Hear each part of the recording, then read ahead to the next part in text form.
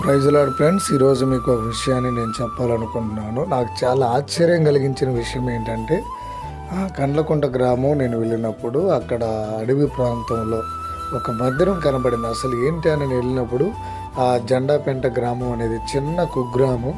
అక్కడ చాలామంది తక్కువగా ఉన్న కుటుంబాల్లో అడవి ప్రాంతంలో దేవుని పరిచర్య మారుమూల గ్రామములో సువార్త అందని ఆ ప్రాంతంలోకి వెళ్ళిన కొండయ్య అనే బ్రదరు చాలా ఆత్మీయంగా అక్కడికి వెళ్ళి అందరినీ వదులుకొని దేవుని పరిచర్య కోసం వెళ్ళినాడు. నిజంగా ఎంత గొప్ప విషయం అంటే అది చూడండి, అక్కడ ఉన్న మందిరం చాలా చక్కగా కట్టారు. ఆత్మల రక్షణ కొరకు ప్రయాసపడుతున్నారు.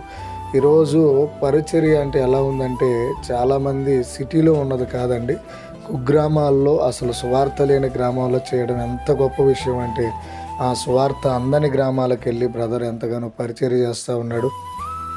ఉన్నతమైన వారికి స్పాన్సర్ చేయడం కాదు, ఇలాంటి వారిని ఆదుకుంటే దేవునికి చేసినట్టే.